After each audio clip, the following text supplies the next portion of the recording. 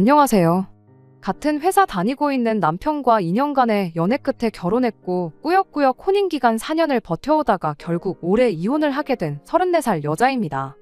4년 결혼 생활을 꾸역꾸역 버텼다고 하기는 했지만 같이 사는 내내 남편하고 저 둘이서는 사이가 좋았다면 좋았다고 볼 수 있지 그렇다 할 큰 문제가 있었던 적은 없었습니다. 하지만 결혼 생활이라는 게 둘이서만 사이가 좋다고 해서 다 되는 게 아니더라고요. 결혼하기 전부터 시댁 식구들과는 조금 삐걱거리면서 시작을 했어요. 시댁과의 관계로 골머리를 썩는 사람이 저 혼자만은 아니라고 생각했고 남편이 중간에서 조율만 잘해준다면 크게 문제가 없을 거라고 생각했습니다. 실제로 결혼 준비를 하는 동안은 남편이 시댁 식구들과 저 사이에서 제 편을 몇 번 들어줬기도 하고요. 그런데 막상 결혼하고 나니까 결혼 전에 보여줬던 모습은 온데간데 없이 사라지더라고요. 시댁 식구들과 저 사이에 생기던 잦은 마찰이 마치 자기는 상관없고 저랑 시자들의 문제라고 여기기 시작하더라고요. 시댁 식구들과 저 사이의 문제를 해결하는 방법이 무조건 제가 참는 것 말고는 없다는 식으로 나몰라라 하기 시작했습니다. 처음엔 남편의 그런 무책임한 대응이 많이 실망스러웠고 불만스러웠지만 그냥 제가 참았어요. 괜히 신우며 시어머니하고도 사이가 안 좋은데 시댁 식구들과의 문제를 가지고 남편하고까지 사이가 나빠지는 것보단 어차피 한 집에 같이 사는 것도 아닌데 같이 사는 남편하고만큼은 사이좋게 지내자는 생각이었으니까요.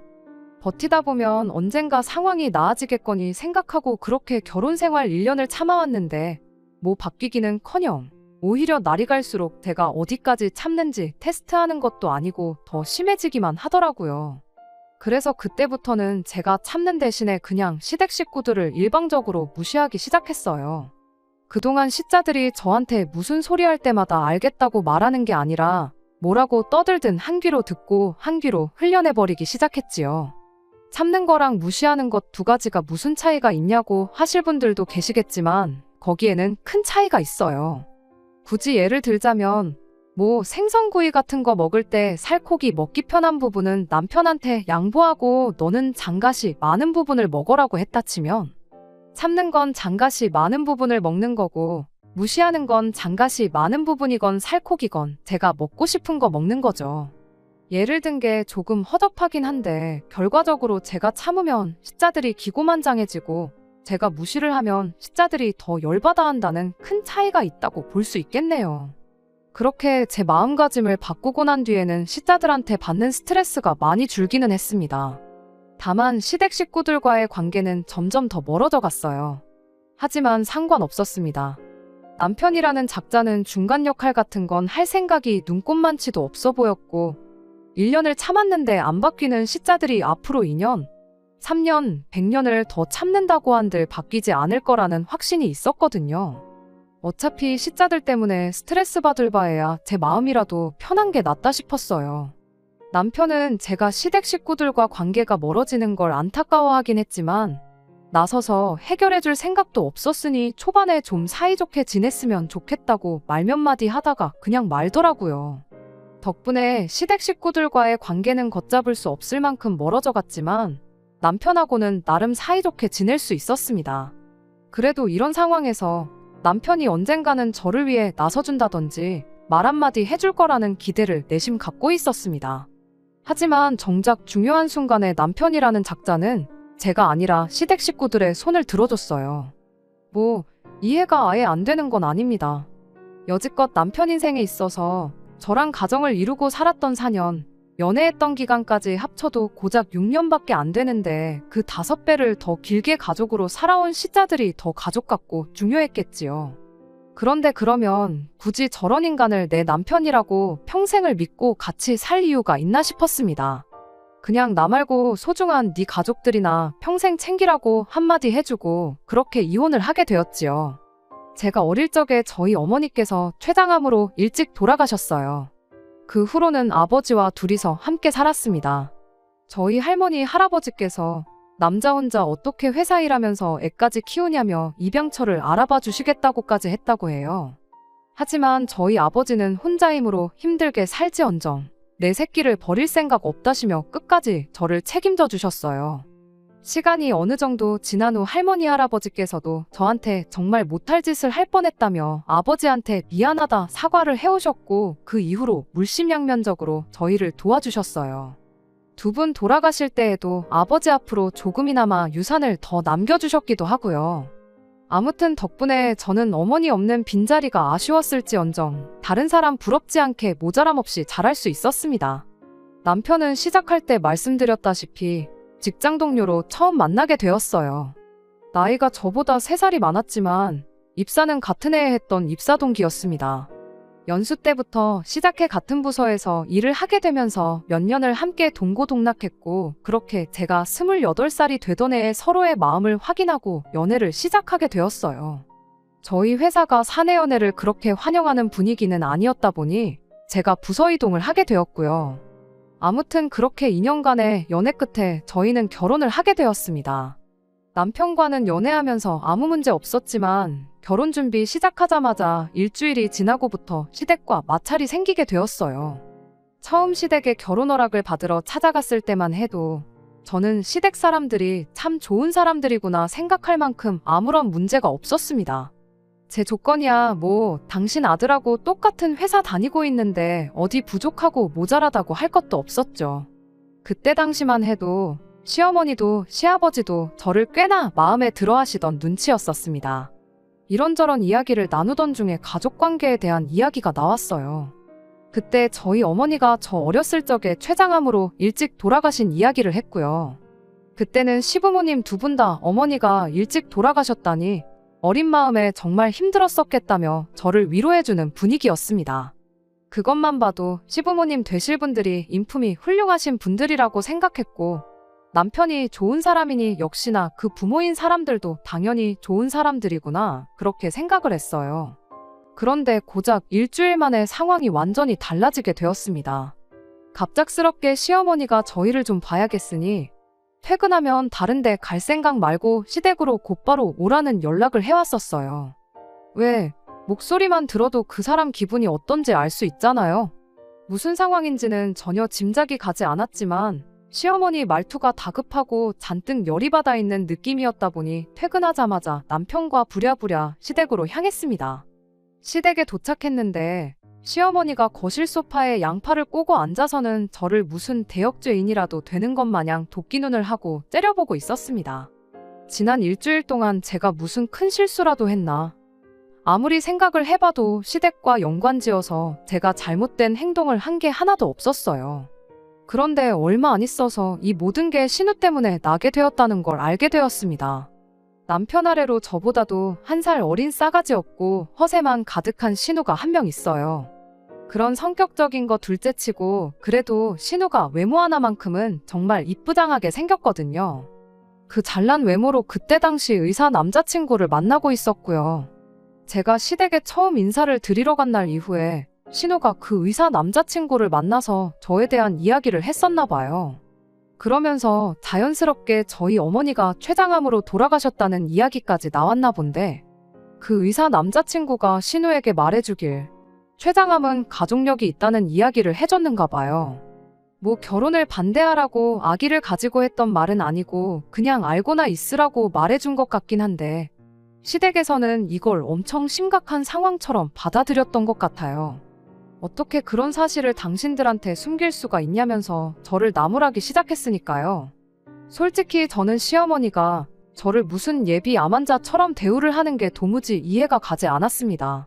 저희 어머니가 췌장암 때문에 돌아가셨다는 사실을 숨기지 않았는데 그게 가족력이 있는 병이라는 걸 말을 안 했다는 게 그렇게 큰 잘못인가 싶었거든요. 그리고 솔직히 그때까지만 해도 그게 가족력이 있는 병이라는 사실을 저도 모르고 있었기도 하고요. 게다가 가족력이 있다고 한들 제가 무조건 말년에 그 병으로 죽게 된다는 게 아니잖아요. 남편도 그때는 제 편을 들어줬어요. 가족력이 있다고 한들 무조건 똑같은 병으로 고생하는 거 아니지 않냐고. 오히려 가족력으로 따지면 우리 집도 골다공증 환자가 여럿 있지 않느냐고. 무슨 말씀을 그렇게 하시냐고 제 편에 서서 목소리를 내줬어요. 시어머니는 너 세상에 골다공증으로 죽는 사람 봤냐고. 근데 췌장암은 이야기가 다르지 않냐. 이야기 들어보니 암 중에서도 가장 악독한 암이라고 한다더라 하면서 남편 말을 딱 잘라내더군요. 이어서 시어머니는 당신이 알아보니까 암 치료하려면 돈도 엄청 깨지고 그런다는데 미래가 너무 뻔히 보이는 결혼을 어떻게 허락할 수가 있겠느냐며 열변을 토하기 시작했어요. 가족력 있을 수 있죠. 저보다 똑똑하신 분들이 여러 케이스들 보면서 연구하고 논문까지 내고 그러셨는데 그게 틀렸다고 부정하지는 않습니다. 말이 씨가 된다고 하니까 별로 제 입으로 말하고 싶지는 않지만 시어머니가 걱정하는 것처럼 진짜 나중에 가서 제가 어머니랑 같은 이유로 병원 신세를 질 수도 있을 테죠. 그런데 제가 지금 이미 환자인 상태라면 말을 않겠지만 사지 멀쩡하고 건강하다 못해 잔병치레도 하나 없어서 이날이 때껏 학교도 개근했고 회사도 한번 빠져본 적 없는 사람이거든요. 그런데 구덕이 무서워서 장 못 담근다더니 이런 일로 결혼을 반대하는 게 정말 어처구니가 없었습니다. 남편은 계속해서 제 편을 들어줬어요. 시어머니한테 그건 너무 멀리 간 거 아니냐고, 앞으로 걸릴지 안 걸릴지도 모르는 걸 가지고 그러시는 게 어디 있냐. 지난주에 결혼 허락 받으면서 이제 모든 회사 사람들이 우리 결혼 준비 시작하게 된 거 다 알고 있다. 몇몇 직원들한테는 벌써 선물도 받고 그랬는데 그런 말도 안 되는 이유로 이 결혼이 엎어지면 자기가 앞으로 회사 사람들한테는 뭐라고 설명할 것이며 앞으로 회사에서 제 얼굴은 어떻게 보고 또 자기가 얼굴을 어떻게 들고 다니겠냐며 시어머니를 설득하기 시작했어요. 남편이 그때 파혼을 하기 싫어했던 이유가 시어머니의 황당한 억지를 받아들일 수 없다기보단 다 회사에서 자기 체면 때문에 그랬다는 게 참 어떻게 보면 우리 결혼의 끝은 이미 그때부터 정해져 있던 거나 마찬가지가 아니었나 싶지만 솔직히 저 또한 이렇게 파혼하면 회사 사람들한테는 어떻게 설명을 해야 하나 그 생각을 했었으니 이 부분에 대해서는 저도 할 말이 없네요. 아무튼 어이없는 이유였지만 어쨌든 집안 반대에도 불구하고 남편이 계속적으로 시어머니를 설득했어요. 자식이기는 부모 없다는 말처럼 결국 남편은 시어머니의 허락을 받아냈습니다. 지금이야 이혼했지만 그때 생각하면 남편에게 확실하게 고마운 마음도 있었어요. 부모님의 뜻을 꺾어가면서까지 저와 결혼을 하겠다는 사람이었으니 앞으로 제 결혼 생활은 행복할 것이라 믿어 의심치 않았죠. 시어머니가 반대하던 결혼을 다시 허락해주면서 내건 조건이 하나 있었어요. 결혼 후에는 각자의 수입을 각자가 서로 관리할 것이었습니다. 더 쉽게 풀어 말하자면 결혼식 올릴 때까지 들어가는 비용은 같이 부담하되 결혼하고 나면 네 돈은 네 돈이고 내 돈은 내 돈이다. 확실하게 선을 그어서 살라는 말이었습니다. 설명해주지 않아도 딱 감이 오는 게 있었어요. 만에 하나 가까운 미래던 먼 미래던 간에 제 몸에 이상이 생기거든. 내 아들이 피땀 흘려 벌어온 돈으로 입원할 생각 말고 병원비나 치료비 모두 제가 모아놓은 돈으로 부담하라는 뜻이었습니다. 다만 당장 결혼할 때 들어가는 비용은 얼마가 들어갈지 모르는데 일단 큰돈이 들어갈 것 같으니 그건 같이 부담하라는 소리겠고요. 거기까지는 알겠다고 했습니다. 제가 미래에 아프지 않는다는 확신은 없었지만 솔직히 사람 일이 어떻게 될지 누가 아나요. 평생을 담배 한 대 입에 물어본 적 없는 사람도 폐암에 걸릴 수 있다잖아요. 그저 남편이 저를 위해 이만큼 해줬으니 저도 어느 정도는 양보하는 게 맞다고 생각했습니다. 대신 저도 무조건 시어머니 말을 따르지는 않았습니다. 결혼할 때 결혼 비용은 같이 부담하라고 하셨는데 그것까지 따로 하겠다고 했지요. 저희 아버지가 할머니 할아버지 돌아가시면서 두 분 살고 계시던 아파트를 물려받으셨거든요. 아버지는 항상 결혼하면 그 집을 저한테 주겠다고 하셨고요. 그래서 거기에 신혼살림을 차리기로 했어요. 대신 증여를 받는 게 아니고 아버지가 남편한테 전세를 주는 걸로 하기로 했습니다. 모자란 전세금은 남편이 남편 이름으로 대출을 받아서 남편 혼자 갚기로 했고요.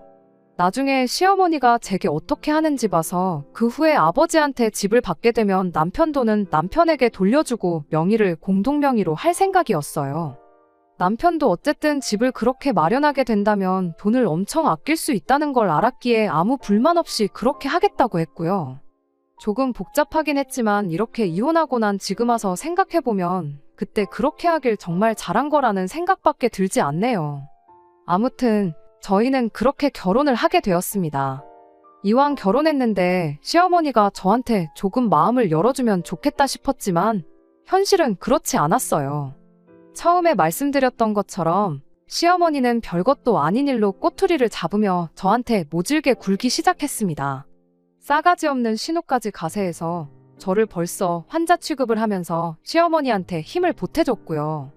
그토록 힘들게 저를 위해 결혼을 허락받아와줬던 남편은 언제 그랬냐는 듯 저 시자들과 저 사이의 갈등에 자기는 마치 제 3자인 척 모르쇠로 일관하기 시작했습니다.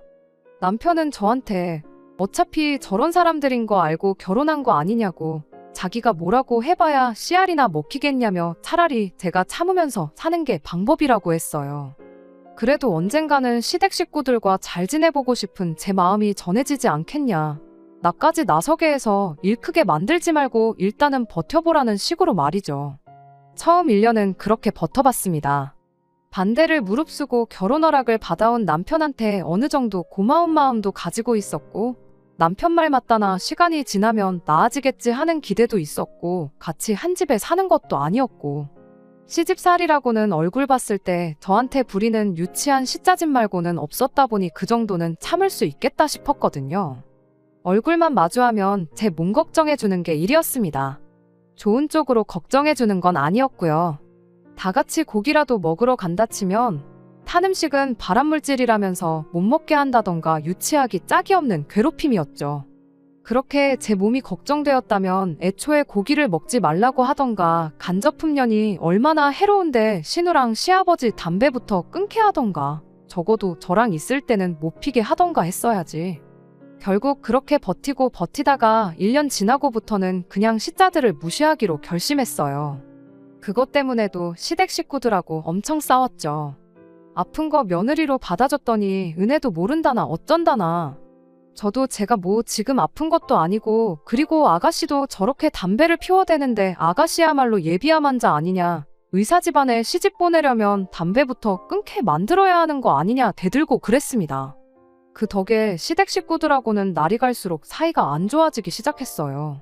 남편이 중간에서 다리만 놓아준다면 저도 고집을 꺾고 어느 정도 제 할 도리를 하려고 했을 텐데, 남편은 귀찮은 일을 피하려 들기만 하고 우리 둘이서만 사이좋게 지내면 되는 거 아니냐며 시댁과 최대한 왕래를 안 할 수 있게 노력만 했습니다.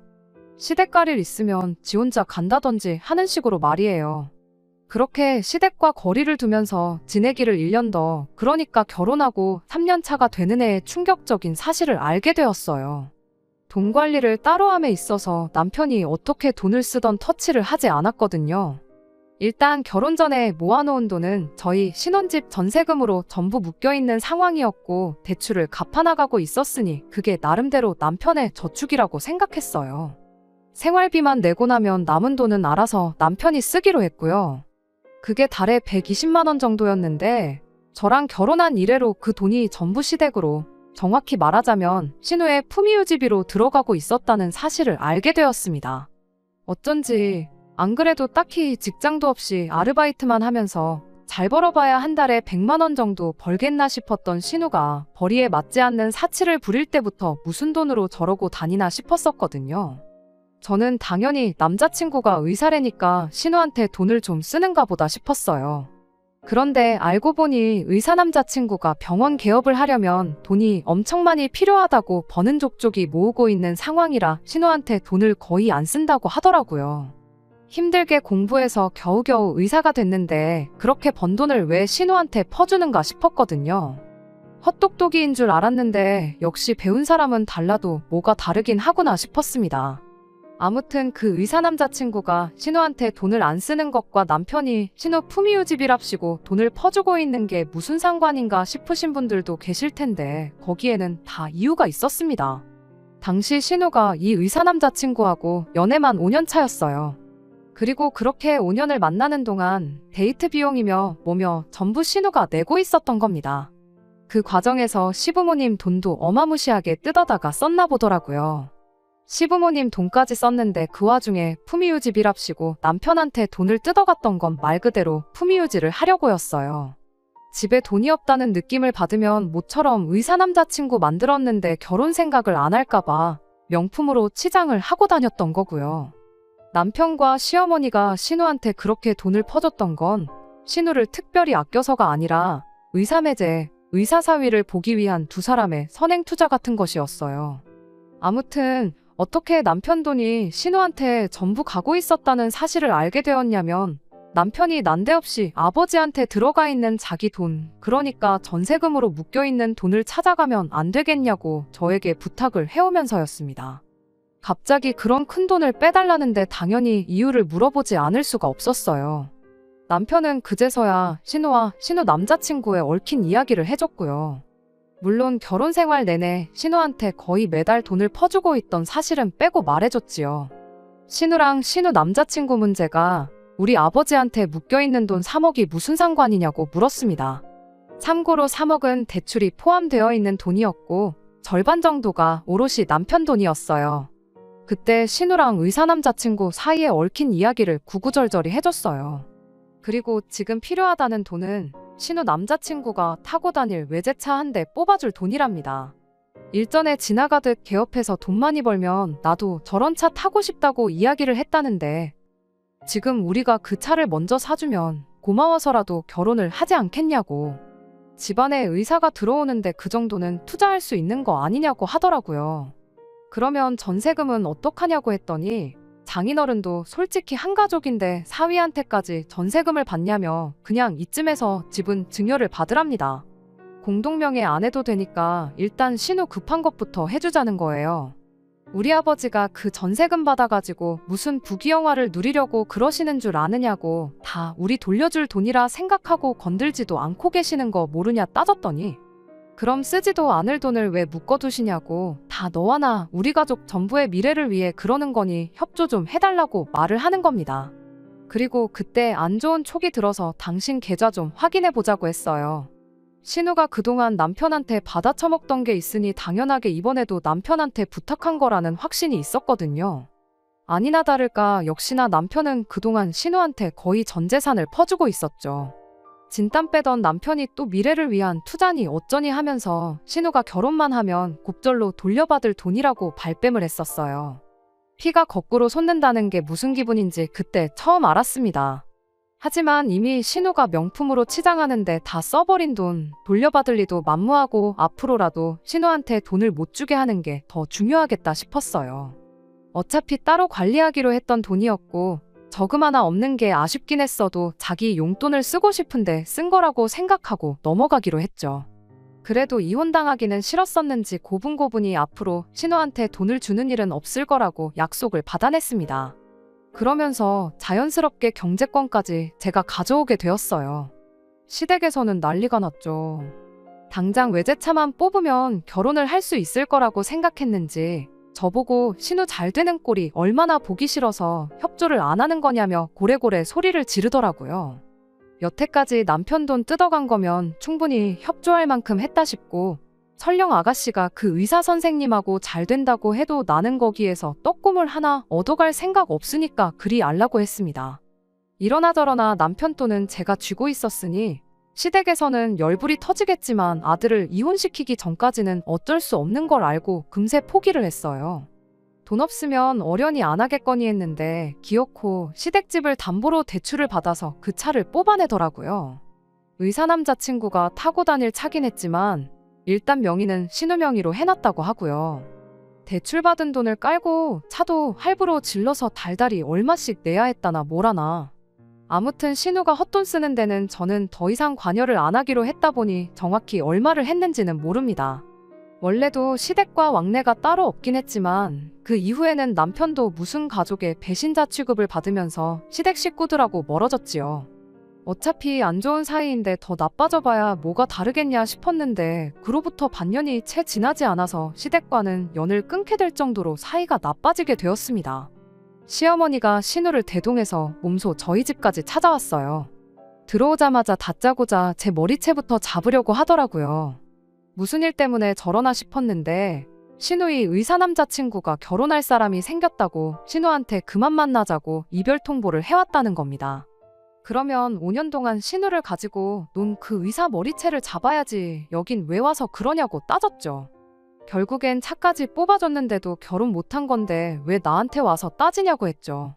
애초에 신우한테 명품 처발라주고 몇백만 원치 피부 관리해주고 그럴 돈이 있었으면 학원 같은 데 보내서 문자라도 하나 더 가르쳐주고 예의범절 공부 같은 것만 시켰어야 했다는 걸 모르시냐. 돈이 없더라도 지성과 인품을 갖추고 있으면 허세 부리고 머리가 텅텅 비어있는 것보다 조금이나마 결혼할 확률이 올라가지 않았겠냐 따졌습니다.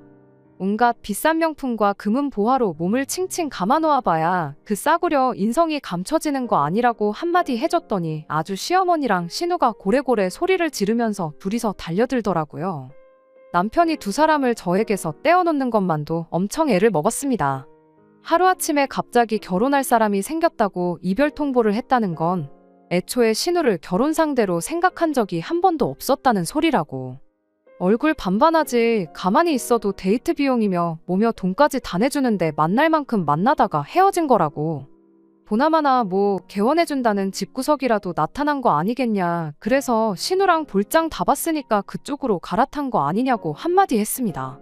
이제 그만 꿈 깨고 외제차라도 빨리 반납을 하던지 중고매물로 넘기든지 해서 현금부터 확보하고 집담보로 받은 대출부터 어떻게 하시라고 진심 어린 충고도 해줬습니다. 머리끄덩이까지 잡힐 뻔했는데 두 번 다시 안 볼 각오로 조금 세게 말한 건 사실이에요. 그 정도로 해야지 정신을 차리던가 아니면 진짜로 연을 끊던가 확실한 결과가 나올 거라 생각했으니까요. 사실 이 상황에서 가장 나쁜 건 그 누구도 아니고 5년 동안 있는 대로 신우 단물만 쪽 빨아먹은 그 의사 남자친구가 나쁜 사람이었죠.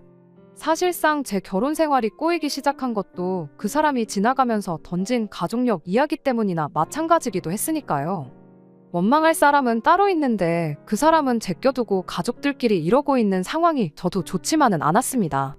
결과적으로는 시댁과 영영 연을 끊고 살기로 했어요. 그렇게 되었다고 한들 제 인생에서 크게 달라지는 건 없었습니다. 어차피 안 보고 지내던 사람들, 봐봤자 좋을 것 하나 없던 사람들하고 공식적으로 안 보고 지내게 되었는데 차라리 좋으면 좋은 일이지 나쁜 건 하나도 없었죠. 남편도 그 와중에 저를 선택해줬고 신우랑 시어머니가 그 난리를 치고 돌아간 뒤에 이왕 이렇게 된 거 우리 둘이서만이라도 잘 살아보자고 저를 다독여주기도 했고요. 실제로 그 후로 반년간은 남편과 둘이서 정말 더할 나위 없이 좋은 결혼 생활을 보냈습니다. 제 인생에서 시자들 2명이 없어졌을 뿐인데 이렇게 좋을 수가 없더라고요. 그런데 그 행복도 잠시 제 인생 최악의 불행이 찾아오게 되었습니다. 저희 아버지께서 뺑소니 사고를 당하시면서 정말 준비할 틈도 없이 세상을 떠나셨거든요.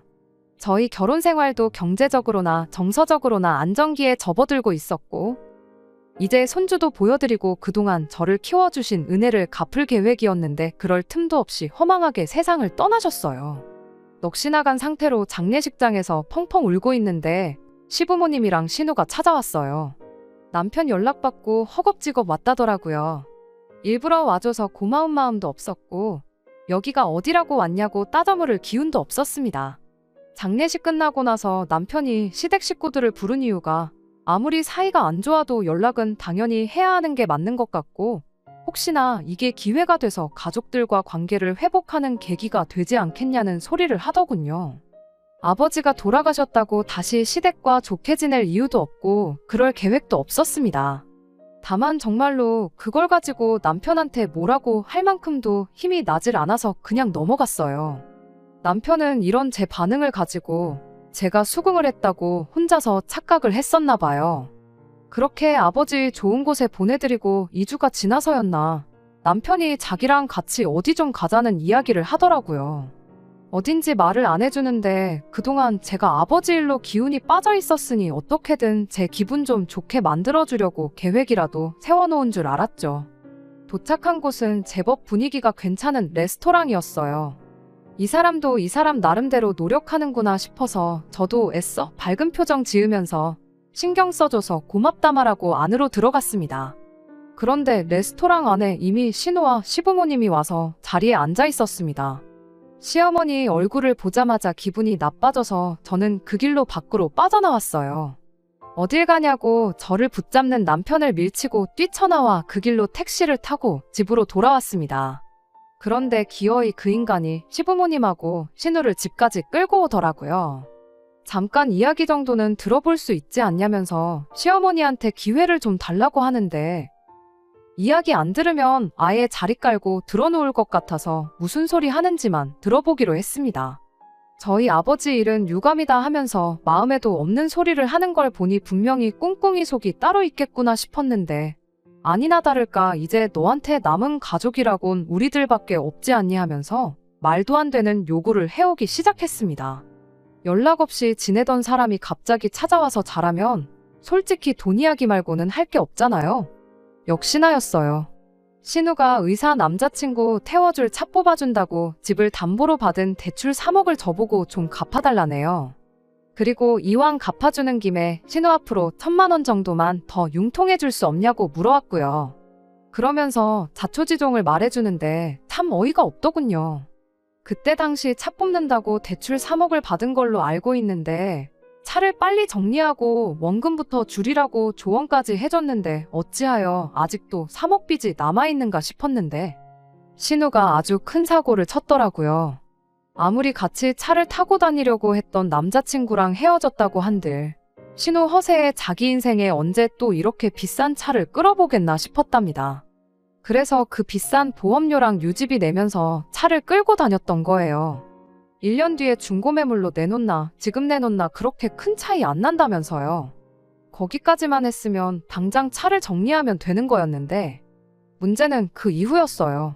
신우가 그 의사 남자친구 결혼식장에 쫓아가서 아주 깽판을 치고 왔다고 하더라고요. 알고 보니 갑자기 혼사자리가 생긴 게 아니라 신우랑 만나면서 양다리를 걸치고 있었다나요. 연애는 얼굴 예쁜 여자랑 하고 결혼은 돈 많은 여자랑 하냐고 하면서 아주 결혼식장을 뒤집어 놓았다는데 솔직히 그 의사 남자친구가 상종도 못할 인간 쓰레기인 것도 맞고 5년 동안 없는 형편에 단물만 쪽 빨리고 버림받은 신우가 결혼식장을 뒤집어 놓고 돌아왔다니 내 신우만 아니었다면 잘했다고 완전 사이다라고 칭찬해줬을 일이었죠. 아무튼 덕분에 신우가 예식장에서 업무방해죄로 소송이 걸려서 그쪽으로 내야 할 벌금도 있고 결혼식장 엎어놓으면서 명예훼손으로 민사 걸린 게 있어서 거기에도 줘야 할 벌금도 있고 이래저래 해서 돈이 필요한 상황이랍니다. 벌금이야 얼마 안 되는 돈이지만 진짜 문제는 그 이후였어요. 그렇게 신우가 깽판을 쳐놓고 와선 혼자 기분 울적하다고 술을 잔뜩 마시고 기분 풀겠다고 차를 끌고 새벽에 나갔답니다. 그러다 차 사고가 크게 나면서 폐차 처리를 했다고 그래서 아직도 3억 빚이 그대로 남아있는 거였고요. 돈을 갚아주고 말고를 떠나서 음주 뺑소니 사고로 아버지를 잃은 저한테 찾아와서 음주 사고를 냈으니 돈 좀 어떻게 해줄 수 없냐고 묻는 이 사람들이 정녕 사람인지 인두겁을 쓴 짐승 자식들인지 싶더군요. 다 필요 없으니 당장 내 집에서 꺼지라고 고래고래 소리를 질렀죠. 평소였으면 저한테 똑같이 싫은 소리 하면서 받아쳤을 텐데 당장 저 아니면 돈 구할 곳이 없으니 아무 말도 못하고 그냥 깨갱하고 꼬리를 내리더라고요. 그런데 결정적인 순간에 믿었던 남편이 시댁의 편을 들어줬어요. 우리 사는 이 집도 장인어른 살던 집에 남은 유산까지 다 받았는데 솔직히 그 돈 해주는 거 지금 형편에 전혀 어려운 게 아니지 않냐고요. 이번에 어머니한테 이 돈 해주면 시모도 그렇고 신우도 그렇고 저를 좋게 봐주지 않겠냐고. 그냥 그 돈 해주고 우리 이제 한가족답게 사이좋게 지내보는 건 어떻냐는 제안을 하더라고요. 저는 곧바로 남편한테 지난 결혼생활 4년간 받았던 스트레스가 고작 돈 3억이면 해결되는 거였다는 소리냐 따져 물었습니다.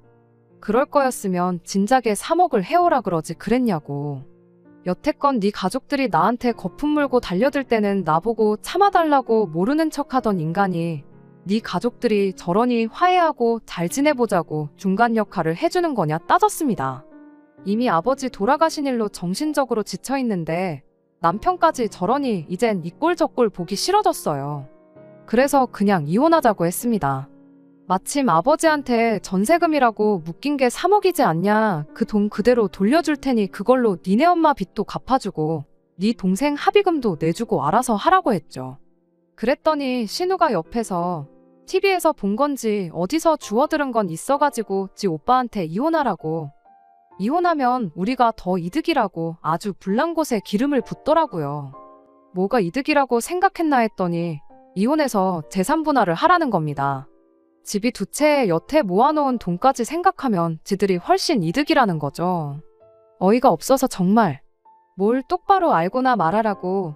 아버지가 물려주신 재산은 분할 대상에 포함되지도 않을 뿐더러 니네 엄마가 결혼 전부터 돈 관리를 따로 하라고 못을 박아준 덕분에 아마 각자 재산도 분할 안 하게 될 수도 있는 거 모르냐고요.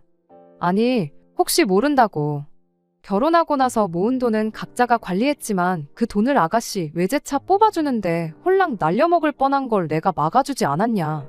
그럼 기여도를 어느 정도 인정받을 것 같은데 그럼 재산을 나눠서 득을 보게 되는 건 네 오빠가 아니라 내가 될 것이라고 한마디 해줬죠. 그리고 그 꼴을 보니 저 시자들이 내가 그 돈을 해준다 한들 관계 회복은커녕 더 기고만장해지겠다는 생각밖에 안 들었고 이혼이라는 결정에 더욱더 확신을 주게 되었습니다. 남편은 그 와중에도 이혼이 무슨 소리냐고, 이혼하면 회사 사람들한테는 어떻게 설명할 거며 회사에선 어떡할 거냐고 되묻더라고요. 그건 그때 가서 알 일이고 이혼한 마당에 회사 사람들한테 네 체면까지 챙겨줘야 되냐고 그냥 있는 그대로 가감없이 말해줄 테니까 네 체면은 네가 알아서 찾으라 한마디 해줬습니다. 이혼 선언을 하고 남편도 시댁으로 보내버렸어요. 아버지가 맡아두고 있었던 남편 돈은 정말 고스란히 통장 내역에 입금 내역 말고는 아무 기록도 남지 않도록 모아두셨더라고요. 그걸 보니까 눈물이 다 나올 지경이었어요. 그저 저희 행복하기만을 바라셨던 아버지께 괜히 죄송스러워서 그랬나 봐요. 아무튼 그 돈은 그대로 남편한테 돌려주고 이혼했습니다. 소송으로 갈 경우에 자기가 불리한 입장이란 걸 알았는지 순수하게 합의 이혼해줬어요. 그냥 소송으로 가서 시자들한테도 위자료 좀 받아낼까 했는데 하루라도 그 집구석 인간들 얼굴 안 보는 게 제 정신건강에나마 더 좋을 것 같아서 그냥 순순히 합의해준다고 할 때 도장 찍고 갈라섰습니다. 저희 이혼하고 나서 회사 사람들한테 엄청난 관심이 쏟아졌어요. 말했던 대로 가감없이 있었던 일 전부 말해줬고요. 저희 이혼 소식에 회사에서 알게 모르게 연애하던 사내 커플들이 전부 헤어졌다는 이야기도 들었습니다. 혹시나 잘못됐을 때 회사에서 다시 얼굴 마주 대할 자신이 없다나요. 몇몇은 저보고 멘탈이 대단하대요. 남편 꼴 보기 싫어서라도 회사를 그만둘 텐데 꾸역꾸역 다니고 있는 게 대단하다고요. 내가 뭘 잘못했는데 힘들게 들어온 회사까지 관둬야 하냐고. 그리고 한 명이 그만둬야 한다면 유책 배우자나 마찬가지인 남편이 그만두는 게 이치에 맞는 거 아니냐 하니 다들 그렇다 하고 웃고 말았습니다. 남편은 그 이후로 회사에서 몇 번이고 얼굴을 마주쳤어요. 피부도 푸석푸석해지고 눈 밑에 다크서클도 거의 콧잔등까지 내려온 게 제대로 잠을 못 자는 것 같아 보였는데 직장 동료 중 한 명이 남편 이야기를 제게 해주더라고요. 얼마 전에 남편이 대리운전을 하고 있던 걸 봤다고요. 당장 시댁에 갚을 돈이 한 푼 두 푼이 아니니까 남편이 투잡까지 뛰면서 죽어라고 벌고 있는 실정인가 봅니다. 하기야 빚 갚아주고 월급으로 신호 허용 떠는 거에 시모 생활비까지 내주면서 자기 미래 준비하려면 그 정도는 당연히 해야겠지요. 평생을 두고 치를 떨면서 내 편 한 번 들어주지 않았던 거 후회하면서 살았으면 좋겠습니다. 이렇게 이혼하게 된 게 그렇게 후회가 되지는 않아요. 생각보다 회사 사람들의 저희를 향한 관심이 훨씬 빨리 끊어지게 되었고 그 집구석에서 시자들한테 시달리는 걸로 모자라 내 돈에 아버지 유산까지 뜯기고 살았다면 아마 가족력이 아니더라도 없던 병까지 얻어서 제명에 못 살았을 게 분명하니까요. 끝까지 들어주셔서 감사합니다. 오늘의 사연은 여기까지입니다. 구독과 좋아요, 알람 설정 부탁드리고 더 좋은 사연으로 다시 찾아뵙겠습니다. 감사합니다.